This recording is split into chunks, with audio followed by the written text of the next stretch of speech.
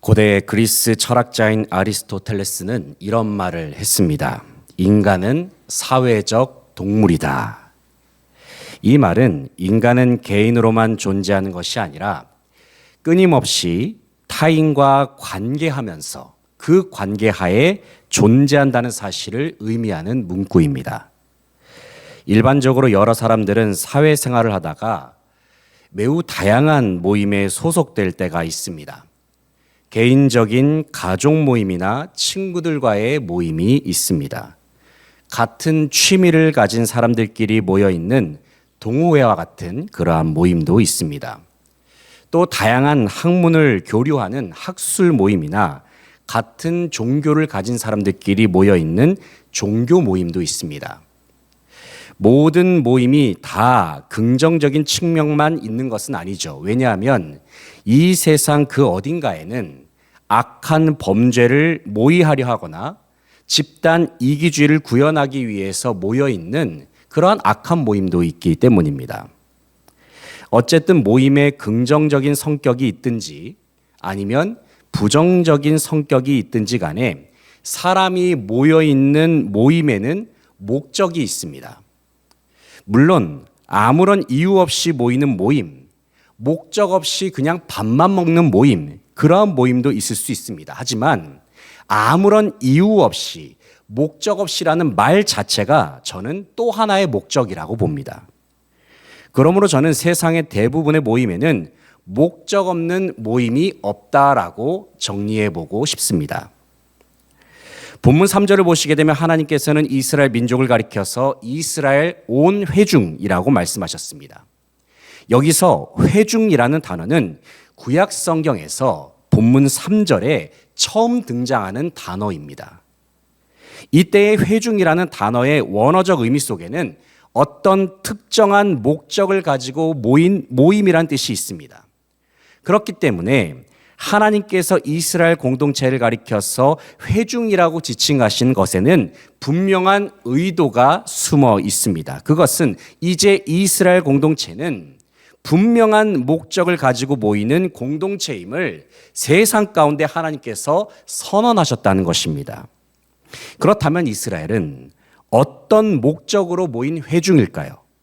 먼저 이스라엘은 하나님을 예배하는 목적으로 모이는 회중입니다. 동시에 이스라엘은 하나님을 왕으로 섬기는 그러한 목적으로 모인 회중입니다.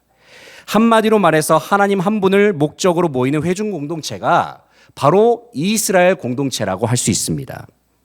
그렇다면 이스라엘이 하나님을 위한 회중이요, 하나님을 목적으로 하는 공동체가 될 수 있었던 그 이유가 무엇일까요?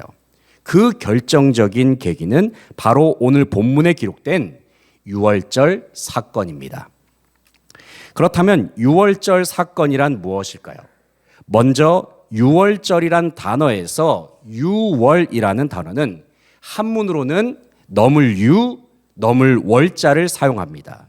유월이라는 말은 영어로는 패스오버라는 단어로 표현됩니다. 또 히브리어로는 페삭, 그리고 헬라어로는 파스카라고 표현된다고 합니다. 유월을 가리키는 다양한 표현 속에는 공통적인 의미가 숨어 있습니다. 한마디로 요약하여 정리하면 재앙이 넘어간다라는 의미가 여기에 내포되어 있습니다. 본문에서 말씀하는 재앙이란 무엇일까요? 여기서 말하는 재앙은 바로 우리가 잘 알고 있는 사건이라 할 수 있는 하나님께서 애굽 전역에서 모든 장자를 치시는 재앙을 가리킵니다. 이때의 장자 죽음의 재앙은 하나님께서 애굽에 내리신 10가지 재앙 중에서 마지막 재앙에 해당되는 재앙이기도 합니다. 잠깐 마지막 재앙의 배경을 설명드리고자 합니다. 원래 이스라엘 백성들은 애굽의 노예였습니다. 요셉이 죽은 다음에 이스라엘은 무려 애굽 땅에서 430년간을 종살이를 하게 되었습니다. 애굽 사람들은 이스라엘 사람들에게 강제 노역을 시켰습니다. 이스라엘은 애굽 사람들의 압제에 의해서 중노동을 하는 가운데 정말 짐승만도 못한 그러한 삶을 살았습니다. 진흙을 이깁니다. 벽돌을 굽습니다. 또 농사를 짓는 고생을 하면서 그들의 고통은 점차적으로 심화됐습니다. 그들의 고통이 극에 달했을 때에 이스라엘은 하나님께 부르짖으면서 자신들의 고통을 호소하며 하나님의 구원을 요청합니다. 그런데 그들의 부르짖음이 하나님의 귀에 들렸습니다. 하나님은 그들의 기도에 응답하고자 하셨습니다. 그래서 하나님은 먼저 이스라엘을 구원할 지도자를 할 수 있는 모세를 세우셨습니다. 그리고 모세를 통해서 하나님은 애굽 전역에 10가지의 재앙을 내리셨습니다. 하나님께서는 모세가 손에 쥔 지팡이를 통해서 피재앙, 개구리 재앙, 이재앙, 파리재앙, 돌림병 재앙, 악질 재앙, 우박 재앙, 메뚜기 재앙, 그리고 흑암 재앙을 내리셨습니다. 각각의 재앙이 주어질 때마다 애굽 왕 바로는 이스라엘을 풀어주겠다 약속했습니다. 하지만 재앙이 끝나고 나면 언제 그랬냐는 듯이 바로의 마음이 강팍해졌습니다. 그리고 그는 번번이 이스라엘을 풀어주겠다라고 하는 약속을 쉽게 번복을 했습니다. 이때 하나님께서 바로가 저항할 수 없는 마지막 재앙이라 할 수 있는 그 재앙을 애굽 전역에 내리고자 하셨습니다. 그것은 바로 10번째 재앙이라 할 수 있는 처음 난 것을 멸하는 재앙이었습니다. 이 재앙은 애굽 땅 전역에 있는 모든 사람들, 가난한 자나 부한 자나 할 것 없이 모든 사람들에게 임했습니다. 애굽의 통치자라 할 수 있는 바로의 집안도 예외가 아니었습니다. 심지어 가축에 처음 난 것들도 그 재앙을 피할 수가 없었습니다. 그런데 놀라운 것은 애굽 땅에 있었던 이스라엘 백성들과 그들이 소유한 가축들에는 장자 죽음의 재앙이 임하지 않았다는 사실입니다. 그 이유가 무엇일까요? 왜냐하면 이스라엘 백성들의 집에는 어린 양의 피가 발라져 있었기 때문입니다. 이 시간 본문 12절, 13절 말씀을 같이 읽어보겠습니다. 내가 그 밤에 애굽 땅에 두루 다니며 사람이나 짐승을 막론하고 애굽 땅에 있는 모든 처음 난 것을 다 치고 애굽의 모든 신을 내가 심판하리라. 나는 여호와라. 내가 애굽 땅을 칠 때에 그 피가 너희가 사는 집에 있어서 너희를 위하여 표적이 될지라. 내가 피를 볼 때에 너희를 넘어가리니 재앙이 너희에게 내려 멸하지 아니하리라. 아멘. 12절을 보시게 되면 하나님께서는 애굽을 심판하실 때에 그 땅에 두루다니면서 모든 처음 난 것들뿐만이 아니라 애굽의 모든 신들까지 심판하시겠다 말씀하셨습니다. 그야말로 애굽에 있는 모든 생명이 있는 존재들, 심지어 그들이 믿는 신들까지도 피할 수 없는 재앙이 바로 창자 죽음의 재앙이었다는 것입니다. 그런데 13절 말씀을 보면 하나님께서는 이스라엘 백성들에게만큼은 장자 죽음의 재앙이 임하지 않고 죽음의 신이 그들을 넘어갈 것이다, 지나갈 것이다 말씀하십니다. 그 이유가 무엇입니까? 왜냐하면 장자 죽음을 시행하는 천사가 이스라엘 문에 발라져 있는, 이스라엘 백성들의 집의 문에 발라져 있는 어린 양의 피를 똑똑히 보았기 때문입니다. 다시 말해서 이스라엘 백성들은 어린 양의 피로 말미암아 구별되었고 보호받았기 때문에 하나님의 천사가 그들에게 재앙을 내릴 수가 없었다는 사실입니다. 본문 3절부터의 말씀을 읽어보면 우리는 하나님의 천사가 이스라엘에게 재앙을 내리지 못한 그 이유를 분명하게 확인을 할 수가 있습니다. 본문 3절부터의 내용은 죽음의 재앙이 넘어가게 하는 유월절 규례가 상세하게 기록이 되어 있습니다. 규례의 내용이 이렇습니다. 먼저 하나님께서는 그달 열흘에 어린 양을 취하라 말씀하십니다. 어린 양은 가족 숫자에 따라서 적절한 분량으로 준비해야 합니다. 만약에 식구 숫자가 적다고 한다면 이웃과 함께 어린 양을 준비하라 말씀하셨습니다. 왜냐하면 재물이 헛되이 낭비되어서는 안 되기 때문입니다. 이때의 어린 양은 아무 것이나 사용해서는 안 됩니다. 왜냐하면 유월절에 사용되는 어린 양은 이스라엘의 죄를 대신 사하여 주는 대속 제물이었기 때문입니다. 하나님께서는 유월절 규례로 사용되는 어린 양은 우선 3가지 조건에 부합되어야 한다고 말씀하셨습니다. 그 3가지 조건을 말씀드리면 먼저는 흠이 없어야 합니다. 그 다음으로는 1년 된 어린 양이나 염소여야 했습니다. 마지막으로는 그 어린 양이나 염소는 수컷이어야 했습니다. 첫 번째 조건을 생각해 보면은 흠이 없어야 하는 부분에 관해서 한번 생각해 보겠습니다. 여기서 흠이 없다는 것은 보다 정확한 의미로는 온전하고 완벽한 상태라는 의미가 있습니다. 하나님께서 속죄로 사용하시는 제물은 흠없는 상태의 거룩한 제물이어야 합니다. 두 번째 조건은 1년 된 어린 양이어야 합니다.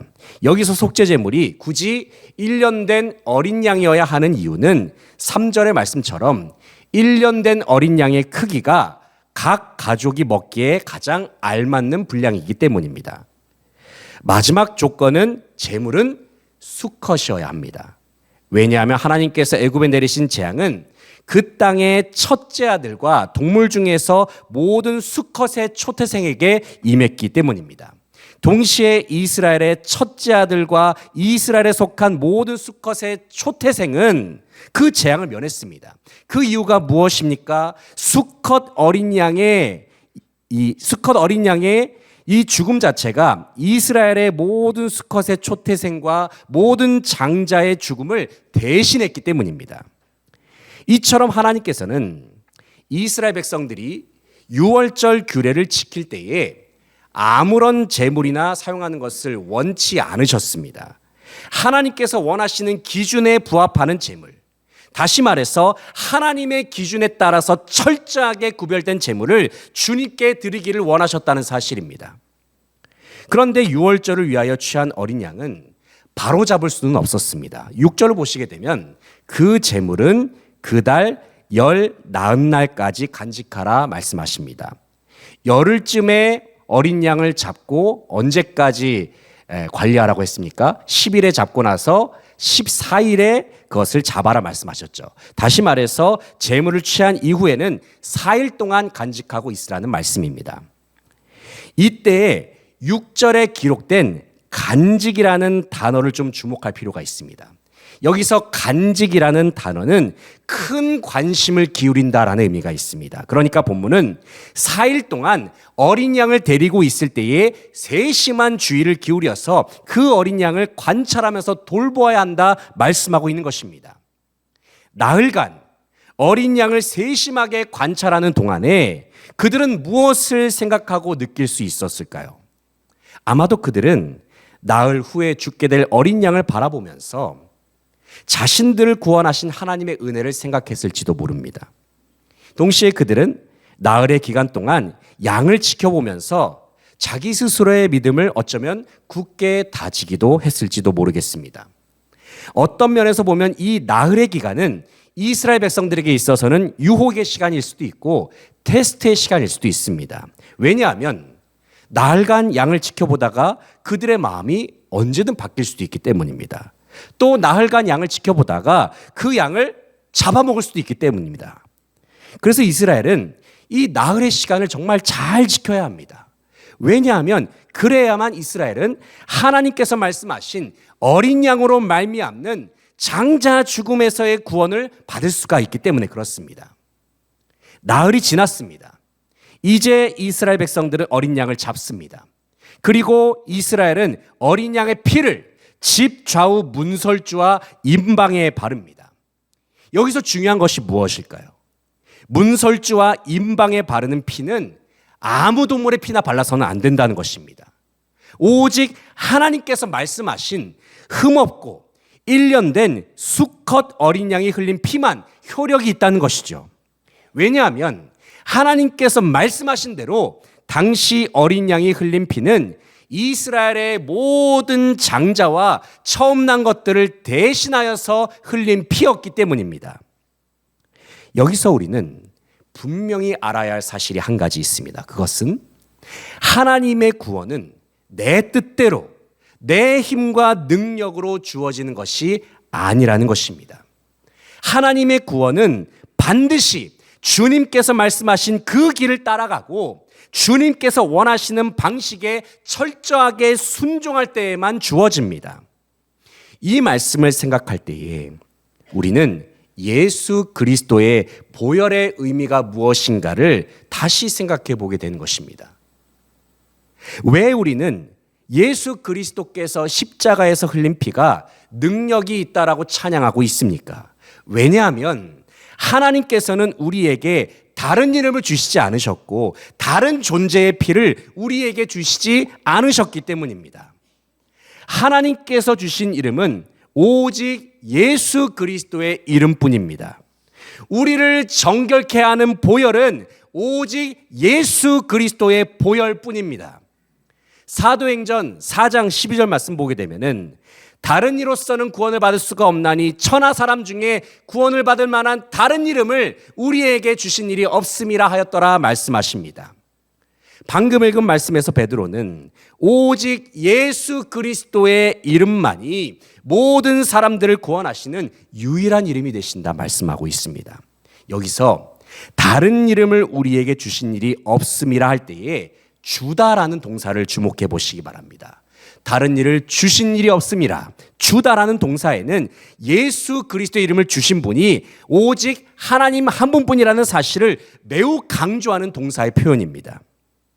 왜 예수 그리스도의 이름만이 구원의 이름이 됩니까? 왜 예수 그리스도의 보혈만이 우리의 죄를 정결케 할 수 있습니까? 성경은 분명하고도 명확하게 말씀하십니다. 그것은 하나님께서 그렇게 정하셨기 때문이라고 말입니다. 특별히 우리 주 예수 그리스도께서는 유월절의 어린 양처럼 모든 사람들의 죄를 사하시는 보혈을 십자가에서 흘리셨습니다. 그렇다면 왜 예수님의 보혈이 능력이 있을까요? 왜냐하면 예수 그리스도는 유월절에 흠없는 어린 양처럼 죄가 하나도 없으신 존재이기 때문입니다. 그뿐만 아니라 예수 그리스도께서는 하나님의 독생자이시고 아버지 하나님께로 나아가는 유일한 길이요 진리요 생명이 되시기 때문입니다. 그러므로 우리는 오늘도 하나님께서 유일하게 정하신 예수 그리스도의 보혈을 구하고 믿고 의지해야 합니다. 그리고 이 자리에 함께한 저와 여러분은 우리의 모든 삶의 문지방을 예수 그리스도의 보혈로 발라야 합니다. 왜냐하면 하나님께서 우리를 구원하신 이유는 예수 그리스도의 보혈이 발라져 있느냐 그렇지 않느냐에 따라 달려있기 때문입니다. 이어지는 8절부터의 말씀에서 하나님께서는 이스라엘 백성들이 대대로 지켜야 할 유월절 식사에 관해서 말씀하십니다. 8절을 보면 이스라엘 백성들이 유월절에 먹어야 할 음식이 총 3가지가 나옵니다. 그 3가지가 무엇입니까? 불에 구운 어린 양고기, 무교병, 그리고 쓴나물입니다. 먼저 하나님께서 불에 구운 고기를 먹으라 말씀하셨습니다. 왜냐하면 당시 이방 종교에서는 날고기를 먹는 습관이 있었기 때문입니다. 물론 오늘날에 우리는 육회를 너무나도 맛있게 잘 먹죠. 저는 육회를 너무나도 좋아하지만 이 성경 말씀에 당시의 문화를 보았을 때 이방 종교에서는 날고기를 먹는 관습이 있었다고 합니다. 또한 애굽에서는 고기를 삶아 먹는 것이 일반적인 문화였습니다. 그래서 하나님께서는 이방 문화와 애굽 문화와의 단절을 위해서 이스라엘로 하여금 양고기를 구워서 먹을 것을 말씀하셨습니다. 또 하나님께서는 무교병을 먹으라 말씀하십니다. 무교병은 누룩을 넣지 않은 빵입니다. 그렇기 때문에 무교병은 시간을 두고 반죽을 부풀릴 필요가 없습니다. 이스라엘은 10번째 재앙 이후에 급하게 떠나야 했습니다. 그렇기 때문에 무교병은 빨리 떠나야 하는 이스라엘 백성들에게 있어서는 금방 먹을 수 있는 최적의 음식이었습니다. 더군다나 빵을 부풀리는 누룩은 당시 문화에서는 부정함을 상징했습니다. 그래서 누룩이 들어가지 않는 무교병은 부정함을 제거한 거룩한 음식을 의미하기도 합니다. 마지막으로는 쓴나물입니다. 이 쓴나물은 이스라엘 백성들이 애굽 땅에서 지냈던 쓰디쓴 고통의 시간을 상기시키려고 하는 하나님의 의도가 들어 있습니다. 더군다나 쓴나물은 모두 거칠어서 먹기에는 불편한 음식이죠. 하지만 쓴나물도 마찬가지로 따로 요리할 일이 없어서 다급하게 준비하고 먹기에는 최적의 음식입니다. 그런데 이어지는 11절을 보게 되면 이스라엘이 음식을 먹을 때에는 복장과 자세도 갖춰야 합니다. 11절을 보면은 허리에 띠를 띠고 발에 신을 신고 손에 지팡이를 잡고 급히 먹으라 말씀하고 있거든요. 왜 급히 먹어야 할까요? 이 부분도 마찬가지로 이스라엘은 언제든 급하게 떠나야 하는 만반의 준비를 갖추고 있어야 하기 때문입니다. 이처럼 하나님께서는 유월절 식사 규례를 통해서 이스라엘로 하여금 애굽에서 경험한 고통을 기억하게 하셨습니다. 동시에 하나님께서는 유월절 식사 규례를 통해서 그들로 하여금 애굽으로 돌아가지 말 것을 말씀하십니다. 하지만 그럼에도 불구하고 출애굽한 이스라엘 백성들은 광야에서 고난을 경험할 때마다 그들은 애굽 생활을 그리워했습니다. 심지어 그들은 애굽으로 돌아가겠다고 하면서 불평의 말을 막 늘어놓는 거예요. 그런데 이와 같은 이스라엘 백성의 모습은 예수 그리스도를 믿는 성도들의 삶 속에서도 어쩌면 비슷하게 나타날 때가 있음을 봅니다. 우리는 분명 예수 그리스도의 십자가의 보혈로 구원의 은총을 누리면서 살고 있습니다. 하지만 그랬던 우리들의 인생 속에 고난이 찾아오고 유혹과 시험이 찾아옵니다. 너무나 힘들다 보면 그리스도인들도 넘어지곤 하죠. 때로는 세상적인 방법을 의지하기도 합니다. 그리고 그 환난이 너무 극심하다 보면 광야에서 이스라엘 백성들이 그랬듯이 우리의 입술에서는 때로는 하나님을 원망하는 소리가 나올 때도 있습니다. 하나님은 이스라엘의 연약함을 이미 다 알고 계셨습니다. 그리고 우리의 연약함도 주님은 이미 다 알고 계십니다. 그래서 하나님은 이스라엘 백성들로 하여금 유월절 규례를 통해서 유일하신 하나님만 바라보라 말씀하셨습니다. 유일하신 하나님만 기억하라 말씀하셨습니다. 왜냐하면 하나님께서는 애굽 땅을 심판하시는 중에서도 유월절 어린 양의 피로 주님께서 택하신 회중 이스라엘만큼은 구원하셨기 때문입니다. 이스라엘이 하나님의 백성이 된 것은 결코 그냥 주어진 것이 아닙니다. 그들이 어린 양의 피로 말미암아 구별되었기 때문에 그들은 하나님의 회중으로 인정받을 수 있었습니다. 사랑하는 성도 여러분, 이 시간 다시 한번 우리 각 사람이 오직 예수 그리스도의 보혈로 말미암아 하나님의 자녀가 되었다는 사실을 기억할 수 있기를 바랍니다. 오직 예수 그리스도의 보혈만이 우리를 죄와 사망 권세에서 정결케 합니다. 오직 예수 그리스도의 보혈만이 우리로 하여금 하나님의 백성으로 살게 하는 능력이 있습니다. 이 시간 우리를 위하여 보배로운 피를 흘리신 어린 양 예수 그리스도의 보혈 안에 거할 수 있는 저와 여러분 되시기를 소망합니다. 이제 말씀을 정리하겠습니다. 사랑하는 성도 여러분, 이 시간 유월절 어린 양의 피를 묵상하는 가운데 우리의 삶 속에서 보혈의 능력으로 말미암아 회복되어야 할 부분이 어디인가를 한번 생각해 보시기 바랍니다. 여전히 우리의 발목을 붙잡고 있는 죄악의 문제가 있습니까? 여전히 우리의 인생 속에서 풀리지 않는 삶의 문제가 있습니까? 아니면 여전히 극복되지 않는 나 자신의 연약함, 육신의 연약함, 마음의 아픔, 영혼의 질병이 나의 삶 속에 여전히 존재하고 있습니까? 그렇다면 우리의 삶의 모든 문지방에 예수 그리스도의 보혈을 바르시기 바랍니다. 풀리지 않는 문제, 연약함과 질병, 모든 죄악의 문제 가운데 예수 그리스도의 보배로운 피를 바르시기 바랍니다.